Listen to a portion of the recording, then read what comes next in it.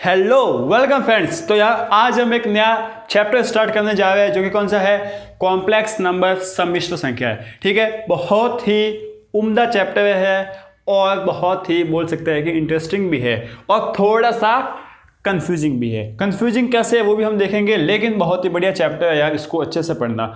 ठीक है ना, मजा आने वाला है और इसके लगभग 8 से 10 लेक्चर हो जाएंगे।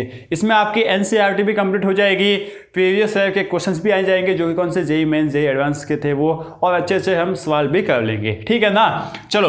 तो यार सम्मिश्र संख्या होता क्या है, यह कंसेप्ट कैसे आया, किस तरीके से है, इसकी हम बात करते हैं।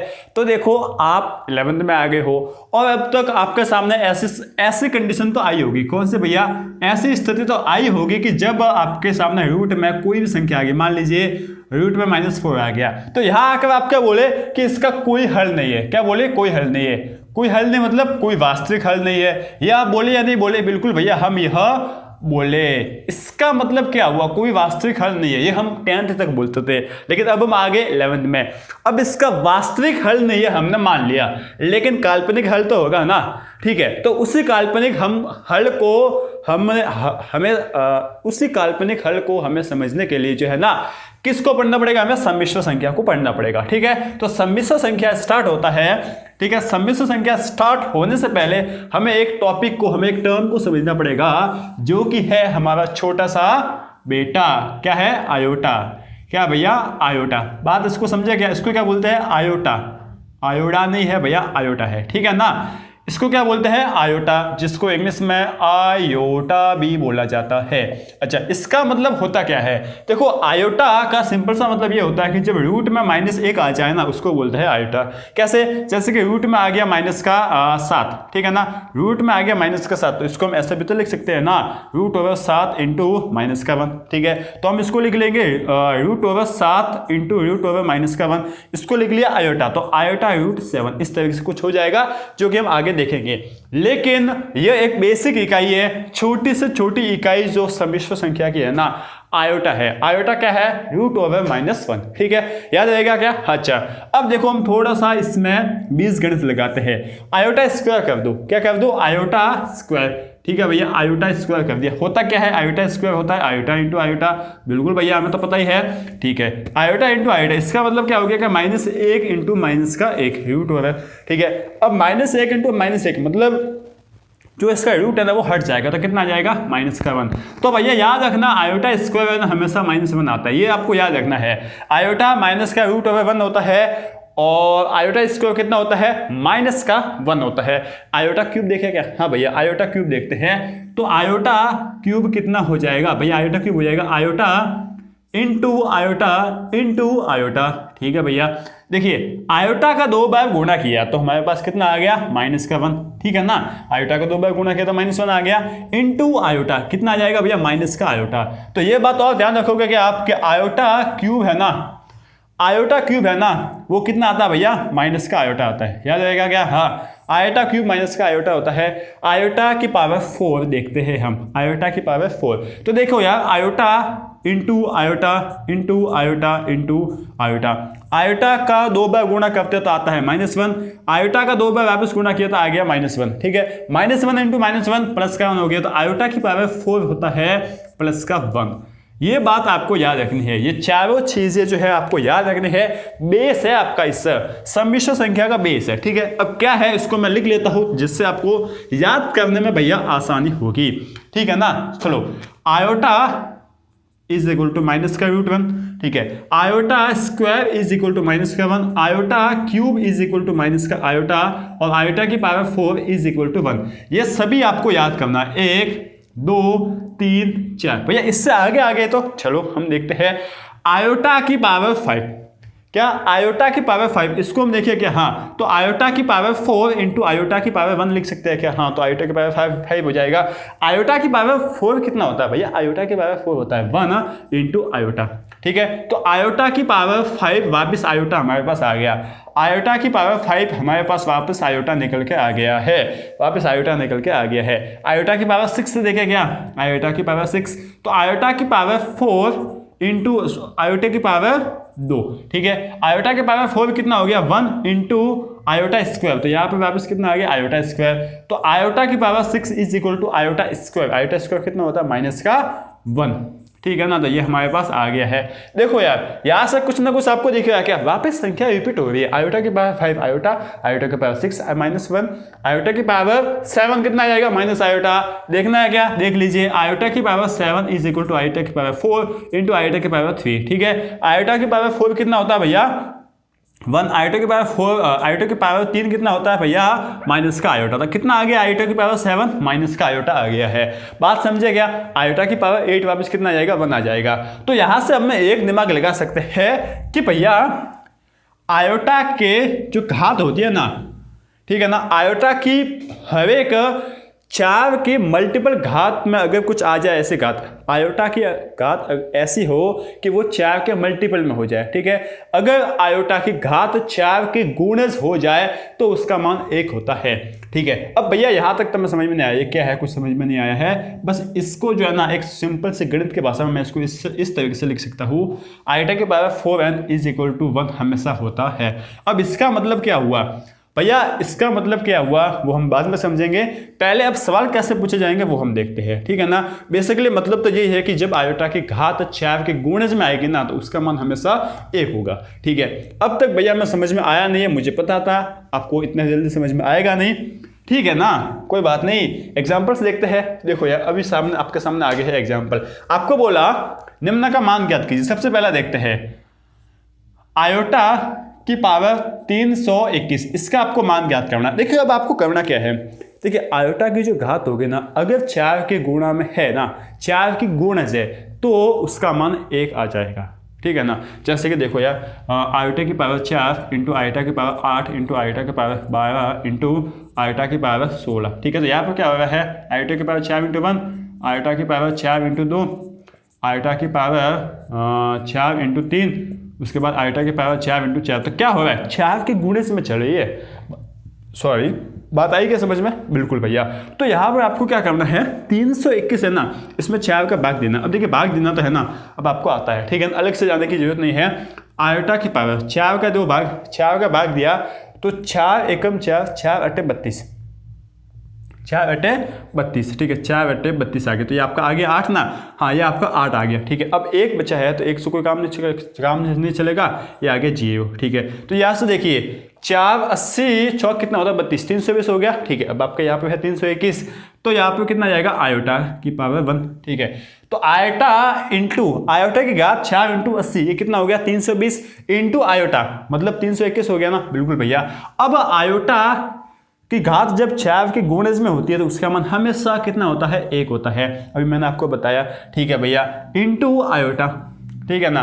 तो आयोटा की पावर 321 है ना, वो आपको कितना निकल के मिल गया है आयोटा मान आ गया है। समझ रहे हो बात ना, मतलब कुछ नहीं करना आपको है ना, ऐसे जब सवाल दे दिया जाए ना तो आपको इस पूरी संख्या में 4 का भाग देना। अगर यहाँ से ऐसे समझ में नहीं आया है तो इस तरीके से भाग दीजिए, 4 बटे 32, हाँ भैया 32 आ गया है, ये 0 आ गया। अब 1 है काम नहीं चलेगा तो पॉइंट लगा लो, 0 लगा लो, और यहाँ पे पॉइंट आ गया तो 1 बच गया है, ठीक है। तो आप क्या लिखोगे 4 इंटू 80 ये आपका हो गया 320 प्लस का 1, ठीक है। तो 4 इंटू 80 320 प्लस का 1 आपका 32 हो गया, 321 हो गया है, ठीक है ना। चलो इसको देखते हैं, सेकंड को देखते हैं। देखिए आयोटा की पावर 449, आयोटा की पावर 449, देखो यार करना क्या है, आयोटा की पावर 4 इंटू कितना होगा, देखिए 4 एकम 4, 4 एकम 4 वापिस, ठीक है, और 4 दूनी 8, ठीक है, 4 दूनी 8, 1 बचा वापिस पीछे, तो ये आपका आ गया आयोटा। चेक कीजिए 4 दूनी 8, 4 एकम 4, 4 दूनी 8, 448 हो गया। आपका कितना है 449 है, ये आपका हो गया, ठीक है। ये पूरा 4 का गुणज, जो भी आयोटा की घात 4 की गुणज होगी ना उसका मान हमेशा 1 होगा, ये आप देख लीजिए, ठीक है ना। बात समझे, बिल्कुल। तो यहाँ से हम बोल सकते हैं कि यहाँ से आयोटा के पावर 449 का मान वापिस आयोटा आ गया है, ठीक है भैया। अब आपका आ गया क्यूब, ठीक है, क्यूब सॉरी, इसका थर्ड पार्ट देखते हैं। तीसरा सवाल देखते हैं, आयोटा की घात 7, आयोटा की घात 7 क्या होगी, आयोटा की घात 4 इंटू आयोटा की घात 3, ठीक है। आयोटा की घात 4 1 हो जाएगा, आयोटा की घात 3 कितना हो जाएगा भैया माइनस का आयोटा।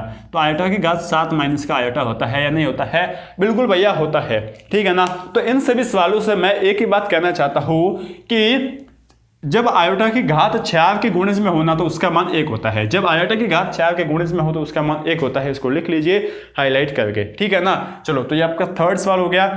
फोर्थ सवाल देखते हैं। सभी सवाल ऐसे ही है आपके एनसीईआरटी में जो है ना, शायद 5.1 में सभी ऐसे ही सवाल दे रखे हैं मैक्सिमम, उनको आप कर सकते हैं बिल्कुल भैया, ठीक है। तो ये देखिए आयोटा की घात 525, ठीक है ना, तो कितना हो जाएगा आयोटा की घात 4, ठीक है।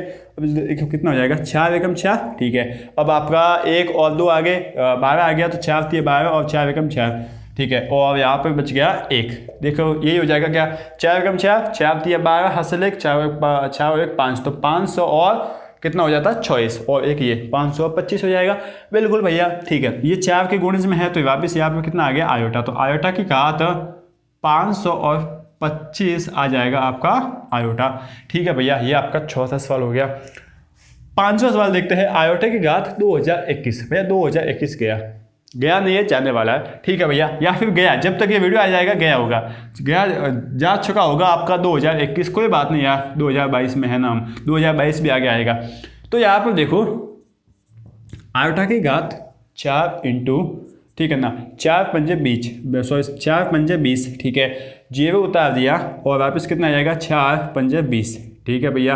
और वापस किसे पीछे कितना बचा है 1 बचा है, तो आयोटा आ गया, ठीक है ना। इसको आप अलग से देख के भाग नहीं कर सकते हो, तो अलग से आप जाइए भाग दीजिए, काम आपका हो जाएगा। वापस क्रॉस चेक कीजिए, 4 पंजे 20, 4 पंजे 20, 2020 और एक ये 2021 आपका हो गया है, ठीक है ना। तो ये कितना आ जाएगा 1 इंटू आयोटा, ठीक है। तो आयोटा की पावर 2021 कितना आ गया, वापस आयोटा आ गया है। इस तरीके से आपको ये सवाल करने हैं 8 तक सभी ऐसे ही सवाल है, आप कर दीजिए। 2022 कर दीजिए, 3220 और 2840। अब हम करते हैं 9th सवाल। नौवां सवाल करते हैं। देखो यार, ठीक है ना, देखिए थोड़ा सा आपको पेशेंस बनाए रखना पड़ेगा, क्योंकि जब गाड़ी स्टार्ट होती है तो थोड़ी ऐसे तक होती है, उसके बाद एकदम फ्लो में चलती है, ठीक है ना।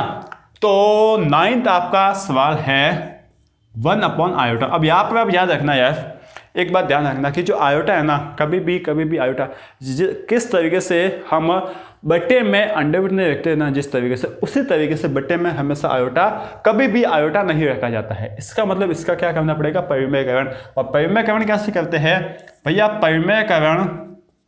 परिमेयकरण कैसे किया जाता है। परिमेयकरण करने के लिए जो है उसी से गुणा कर दो और उसी से कर दो भाग, ठीक है ना। तो आयोटा ऊपर आ गया, ठीक है, नीचे क्या आ गया आयोटा स्क्वायर कितना होता है -1। तो भैया 1 बटा आयोटा है ना, वो कितना आ गया -1, ठीक है ना। ये आपका आ गया है, इसको आपको याद भी रखना है, ये आपके काम आएगा। आगे बात समझ में, ठीक है। तो ये आपका 9th सवाल है। 10वां सवाल देखते हैं, ईजी है वो तो 10वां सवाल। तो 10th में क्या बोला है कि 1 अपॉन आयोटा का स्क्वायर, ठीक है। आयोटा का स्क्वायर कितना होता है भैया -1, तो यहाँ से कितना आंसर आ गया -1 आपका आंसर आ गया है, ठीक है। अब हम देखते हैं 11वां सवाल। 11वां सवाल देखते हैं।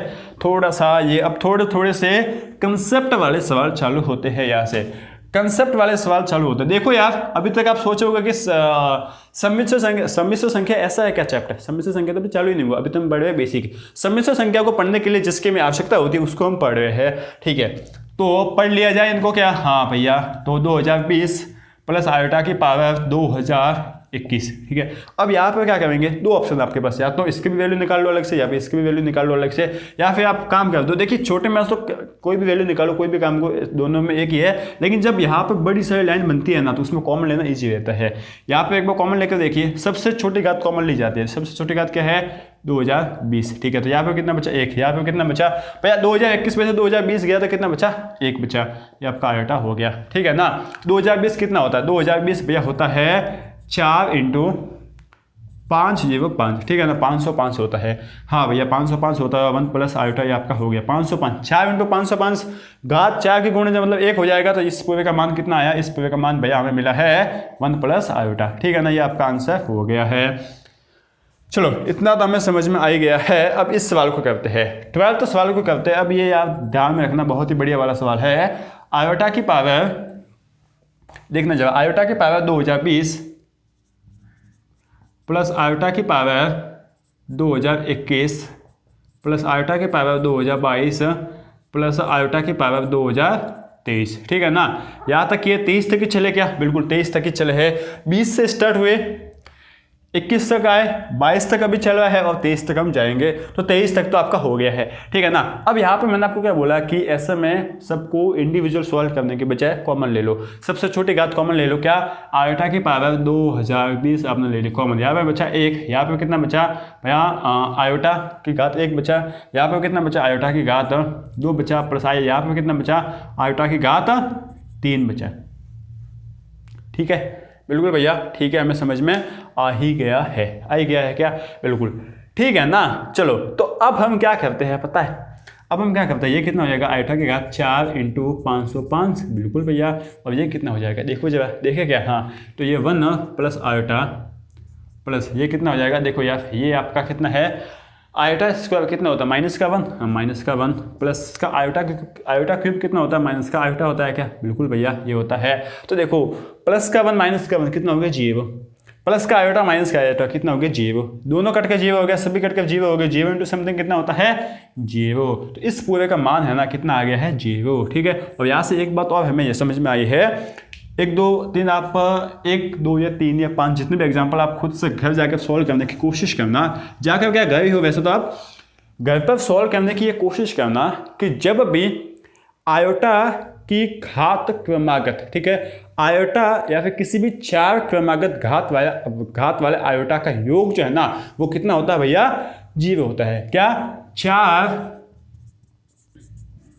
क्रमागत घात वाले आयोटा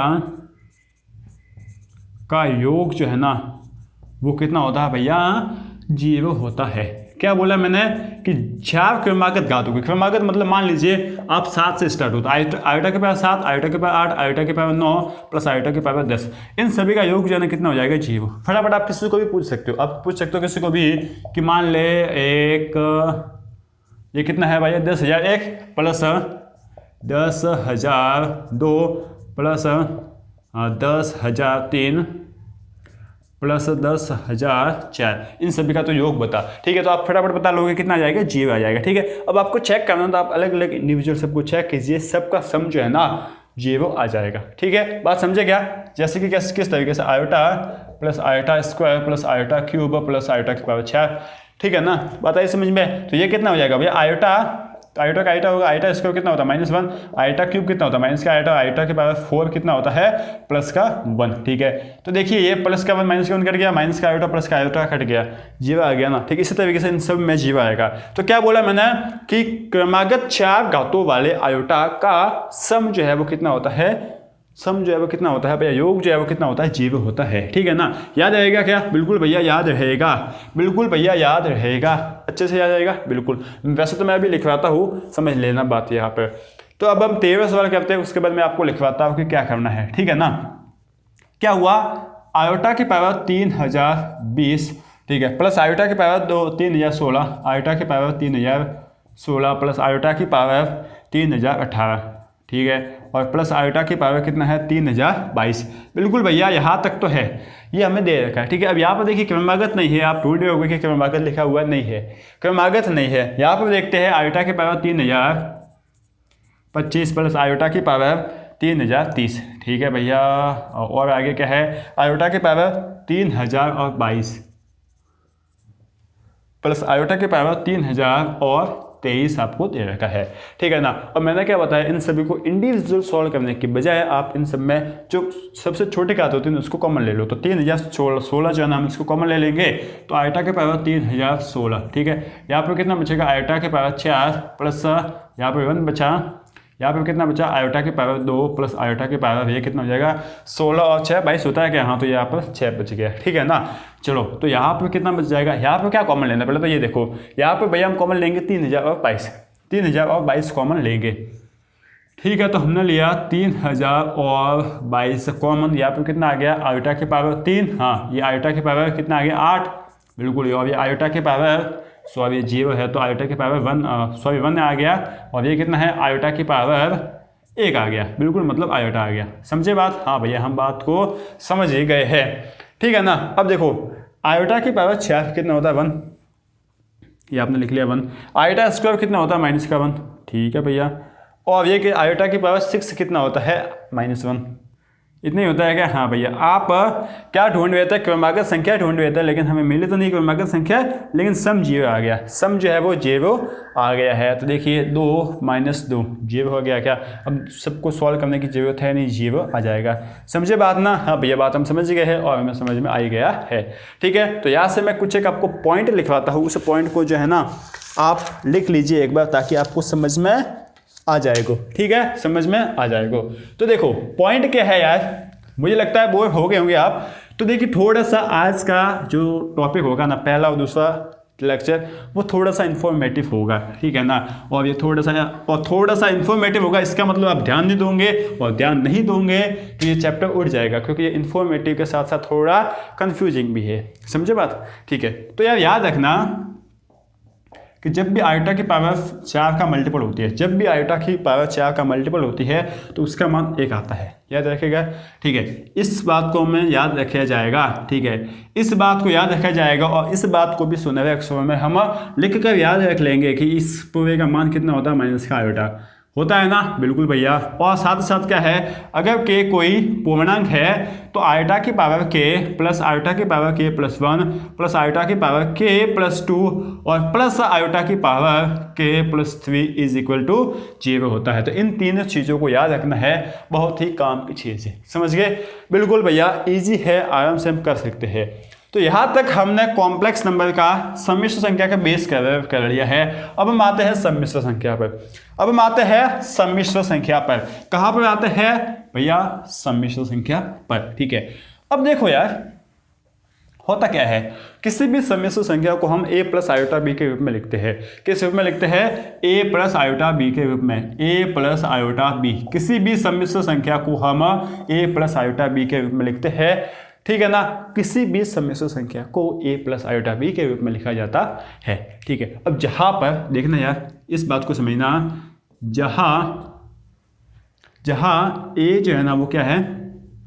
वास्तविक भाग। ठीक है ना, सम्मिश्र संख्या का वास्तविक भाग, इसको ढंग से लिखेंगे यार, इस बात को समझना।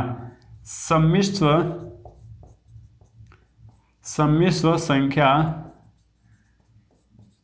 का वास्तविक भाग क्या है? वास्तविक भाग। बिल्कुल भैया, बात हमें समझ में आती है। सम्मिश्र संख्या की वास्तविक भाग है, मतलब जिसके साथ आयोटा गुणा में होगा ना वो काल्पनिक होगा, और ये तो क्या है भैया? ये तो वास्तविक भाग है। ठीक है ना। अच्छा, और बी जो है ना वो क्या है? सम्मिश्र संख्या का काल्पनिक भाग है। ठीक है ना, सम्मिश्र संख्या का काल्पनिक भाग। बात समझे क्या? हाँ भैया, बात हम समझ गए हैं, काल्पनिक भाग है। ठीक है। अच्छा, अब बात ध्यान रखना यार, जो सम्मिश्र संख्या का वास्तविक भाग है ना उसको हम बोलते हैं रियल पार्ट ऑफ जेड। ठीक है ना, रियल पार्ट ऑफ जेड, और काल्पनिक भाग को बोलते हैं इमेजिनरी पार्ट ऑफ जेड। याद रखा जाएगा, रियल पार्ट ऑफ जेड और इमेजिनरी पार्ट ऑफ जेड, याद रखा जाएगा क्या? बिल्कुल। अब यहाँ से एक हमारे पास कंसेप्ट आता है, एग्जाम्पल पहले देखे क्या? हाँ, एग्जाम्पल देखे, जैसे कि z is equal to 2 plus iota 3। बिल्कुल भैया, या फिर 3 आयोटा लिख लो, बात एक ही है। ठीक है। दूसरा आपने एग्जाम्पल देखा कि z is equal to 1 minus 7 iota. ठीक है, अब ये क्या? सम्मिश्र संख्या है। ठीक है, और इसमें जो 2 है वो क्या है? सम्मिश्र संख्या z का वास्तविक भाग। और जो 3 आयोटा नहीं भैया, 3 है, 3 जो है वो सम्मिश्र संख्या का क्या है? एक काल्पनिक भाग है। ठीक है ना, बात समझे? अब यहां से एक कंसेप्ट यह उठ कर आया है, जो a और b होता है ना, a और b, बहुत ही इंपॉर्टेंट बात है। a और b स्वयं में क्या होते हैं? वास्तविक होते हैं, वास्तविक होते हैं। अब यहाँ से आपका दिमाग फिरना चालू हो गया, क्योंकि भैया चलो एक आता में माना गया कि a तो वास्तविक भाग है, तो चलो वास्तविक हो गया। आप यहाँ पर तो बोल रहे हो कि b सम्मिश्र संख्या का काल्पनिक भाग है, और अब आप बोल रहे हो कि b स्वयं में वास्तविक भाग है। कुछ समझे क्या? नहीं समझे भैया, कुछ नहीं समझे, कुछ नहीं समझे है भैया, हम कुछ यहाँ पर नहीं समझे। तो देखो यार होता क्या है, किस तरीके से होता है, एक बात को समझना। यहाँ पर जेड आपने क्या लिया था? 2 प्लस 3 आयोटा लिया था। इसी एग्जाम्पल को हम लेते हैं। जेड क्या है? 2 प्लस 3 आयोटा। ठीक है। अब यहाँ पर आप बोलोगे कि रियल पार्ट ऑफ जेड, ठीक है, सम्मिश्र संख्या का वास्तविक भाग क्या है 2, और आप बोलोगे कि इमेजिनरी पार्ट ऑफ जेड कितना है भैया 3 है, ये बोलोगे क्या? हाँ भैया यही बोलेंगे। अब यहाँ पर देखो ये ए है और ये बी है, तो 2 और 3 वास्तव में क्या है? दो क्या है, कोई वास्तविक संख्या है या नहीं भैया? 2 तो वास्तविक संख्या है और 3 भी तो वास्तविक संख्या है। किसने बोला कि 3 काल्पनिक संख्या है? भैया 3 काल्पनिक संख्या नहीं है, बात समझिएगा। हाँ 3 काल्पनिक संख्या नहीं है, लेकिन अगर आपको ये बोला जाए कि आप इसका काल्पनिक भाग बताइए तो आप काल्पनिक भाग बता सकते हैं क्या? बिल्कुल भैया हम बता सकते हैं, यहाँ से समझा क्या बात? हाँ बिल्कुल। अब आगे क्या पढ़ाना है वो मैं आपके लिए देख रहा हूँ। तो सम्मिश्र संख्या का हो गया, अब काम की बात, ठीक है। चलो तो अब आपके आएगी काम की बात, उससे पहले आपके आ जाएंगे एग्जाम्पल्स। तो अब हम देखते हैं कुछ एक एग्जाम्पल्स, ठीक है ना। चलो तो एग्जाम्पल्स करने से पहले यार ये इसको हाईलाइट कर लेना, बहुत ही काम की चीज़ है यार, इसके सिवा तो आपका काम कुछ होगा ही नहीं, ठीक है ना। ठीक है तो देखो यार आपको एग्जाम्पल दे रखा है, फटाफट करेंगे। z इज इक्वल टू आपको बोल रखा है कि 3 + 4 आयोटा। आप इसका रियल पार्ट ऑफ z बताइए और इमेजिनरी पार्ट ऑफ z बताइए। तो रियल पार्ट ऑफ z क्या है भैया? 3 है, ठीक है, और इमेजिनरी पार्ट ऑफ z क्या है? 4 है। बात आई समझ में? ठीक है। अब यहाँ से वापस बताइए कि 3 - आयोटा, तो यहाँ से आपका रियल पार्ट ऑफ z कितना है? 3, और इमेजिनरी पार्ट ऑफ z कितना? भैया यहाँ से एक मत बोल लेना, आयोटा मत बोल लेना, ये जो इमेजिनरी पार्ट है ना वो -1 है, ठीक है, समझे बात? हाँ भैया -1 है। आपको बोल लिया कि 3 + मान लीजिए 0 आइटा बोल दिया गया है, 3 + 0 आइटा का मतलब सिर्फ 3 बोल दिया गया। तो अब आप क्या बोलोगे? भैया इसका रियल पार्ट है ना वो क्या है? रियल पार्ट ऑफ z है वो है 3 है, और जो इमेजिनरी पार्ट है ना वो कितना है? इमेजिनरी पार्ट ऑफ z है वो कितना है? मैंने बोल लिया 0 है, ठीक है। अब सबसे पहले तो आप कंफ्यूज हो गए, आप तो सर पूछ आए हो कि भैया ये सम्मिश्र संख्या है या नहीं है, आप तो भैया अटके हुए हैं ना। तो देखो यार सम्मिश्र संख्या हर एक संख्या, ठीक है ना, हर एक संख्या जो आप पढ़ते हो मैथ में वो सभी सम्मिश्र संख्या है, हर एक संख्या, ठीक है ना। क्योंकि मान लीजिए आपने ले लिया 3 तो एक आपने बोला कि वास्तविक संख्या है, तो 3 + 0 आइटा इसको लिख सकते हैं क्या? तो देखिए a + आइटा b के रूप में हो गया या नहीं हो गया? बिल्कुल। यहाँ पर b जो है ना, जो इमेजिनरी पार्ट है वो 0 है, लेकिन रियल पार्ट 3 है, इसका मतलब ये सम्मिश्र संख्या तो हुई ना। बिल्कुल भैया ये सम्मिश्र संख्या तो हो गई। आई बात समझ में? हाँ भैया बात हमें समझ में आई गई है, बात हमें समझ में आई गई है। तो हमें अब बोला गया कि 3 आयोटा या फिर 8 आयोटा बोल दिया गया है, z is equal to 8 iota. तो आप बोलेंगे कि जो रियल पार्ट ऑफ z है ना वो है 0, और जो इमेजिनरी पार्ट ऑफ z है ना वो आपका कितना है? 8 है। समझे बात? हाँ तो इस तरीके से आपको बताना है कि कौन सा रियल पार्ट है कौन सा इमेजिनरी पार्ट है। और एक बात ध्यान रखना, a और b खुद में स्वयं में वास्तविक होते हैं। ऐसा नहीं है कि a भी काल्पनिक हो गया, मतलब जैसे कि b है, b अब काल्पनिक भाग में है, ये बात समझ में आ गया, लेकिन b काल्पनिक नहीं है। भैया हम काल्पनिक भाग में है लेकिन हम काल्पनिक नहीं है, बात समझे क्या? ठीक है, तो यहाँ तक तो हमारा काम हो ही गया है। अब आगे बढ़ते हैं, थोड़ा सा और हम नॉलेज गेन करने की कोशिश करते हैं। चलो तो अब हम आते हैं वापस हमारे इसके ऊपर, किसके ऊपर? ये है आपका z है, क्या है भैया? z क्या है? z is equal to a + iota b। अब हमें कुछ टर्मिनोलॉजी समझनी है, मतलब कुछ एक टर्म समझनी है, ठीक है ना। अगर आपको बोल लिया जाए कि z है ना प्योरली क्या बोलते हैं रियल है, मतलब विशुद्ध रूप से क्या बोलते हैं उसको? विशुद्ध रूप से वास्तविक, ठीक है ना। आप क्या बोलोगे इसको? प्योरली रियल, ठीक है ना। आप क्या बोलोगे? प्योरली रियल है अगर, मतलब विशुद्ध वास्तविक है, विशुद्ध अगर वास्तविक है, इसका मतलब क्या होगा? प्योरली रियल है। प्योरली रियल मतलब देखो सिर्फ और सिर्फ रियल भाग है उसका, काल्पनिक भाग तो है नहीं। इसका मतलब ये हुआ कि इसका जो बी वाला भाग है ना वो 0 है, बी वाला भाग है वो क्या है? 0 है।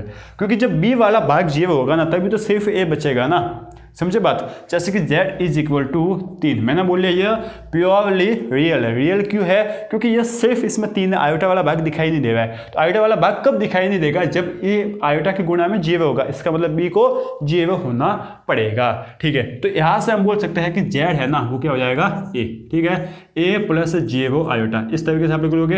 हाँ भैया ये आपका हो जाएगा, b मतलब कितना हो गया 0। इसका एग्जाम्पल देख लेंगे। एग्जाम्पल वही है z is equal to 3, z is equal to मान बोल लिया कि 100 बोल लिया, कुछ भी, ये आपका क्या हो गया प्योरली रियल हो गया। तो प्योरली रियल की कंडीशन आपको समझ में आई नहीं आई? आपको बोल लिया जाए कि कोई एक ऐसा सम्मिश्र संख्या बताइए जिसमें जो कि प्योरली रियल हो, प्योरली पूर्ण रूप से विशुद्ध वास्तविक हो, तो उसका बी पार्ट हमेशा 0 होगा। बी पार्ट उसको 0 करना है, ठीक है ना। मतलब ये जो इमेजिनरी पार्ट है ना उसको 0 करना पड़ेगा। मैं इसको बोल देता हूँ बी 0 कर दो, या फिर इमेजिनरी पार्ट ऑफ जेड 0 हो जाएगा। ठीक है ना, कुछ भी बोल लो यार, इमेजिनरी पार्ट ऑफ जेड कितना हो जाएगा 0। अब आपको बोल लिया कि ये तो जो है ना भैया प्योरली इमेजिनरी है, इमेजिनरी, ठीक है ना, इमेजिनरी है मतलब वास्तविक, विशुद्ध क्या है काल्पनिक है। तब क्या होगा? अब देखो विशुद्ध काल्पनिक होगा मतलब सिर्फ उसमें काल्पनिक भाग है, सिर्फ काल्पनिक भाग है, इसका मतलब ए वाला जो है ना, ये ए है ना वो 0 हो जाएगा। तो आप बोलोगे कि रियल पार्ट ऑफ जेड है ना उसको कर दोगे आप 0। ठीक है ना। आप चाहो तो ए और बी को 0 करने का जो कंसेप्ट है ना उसको मिटा सकते हो, कंफ्यूज ना हो, या फिर रख सकते हो कि जो ए है ना और ए है ना जो पहला देखेगा ना उसको हम 0 कर देंगे। ठीक है, तो जेड क्या बनेगा? जेड बनेगा 0 प्लस आयोटा बी। समझ में आ गई बात? देखो आपको ध्यान रखना पड़ेगा। अगर आपको बोल लिया, अगर आपको दे दिया गया कि sine z is equal to sine theta plus iota cos square theta, ठीक है ना, आयोटा कॉस स्क्वायर थीटा। अब आपको बोल लिया कि यह जो है ना पूर्ण रूप से वास्तविक है, सॉरी विशुद्ध वास्तविक है, प्योरली रियल है। तो आप इसका क्या करोगे? जो इमेजिनरी पार्ट है ना, इमेजिनरी पार्ट क्या है कॉस स्क्वायर थीटा, इसको करना पड़ेगा 0। तो यहाँ से आप थीटा की वैल्यू निकाल सकते हो ना, इस तरीके से कुछ होगा। तो आपको ध्यान होना चाहिए कि कहाँ पर क्या बोला जा रहा है। एग्जाम्पल इसके देखते हैं। z इज इक्वल टू मान लीजिए 3 iota, z is equal to मान लीजिए कि 99 आयोटा, कुछ इस तरीके से यहाँ पर होगा। ठीक है, माइनस लिख लो कुछ भी, ये बात हमें समझ में आ गया है। अब आपको बोल लिया कि z इज इक्वल टू, ये आपको z की बात हो रही है, किसकी बात हो रही है? z प्योरली रियल है। z is equal to purely real as well as purely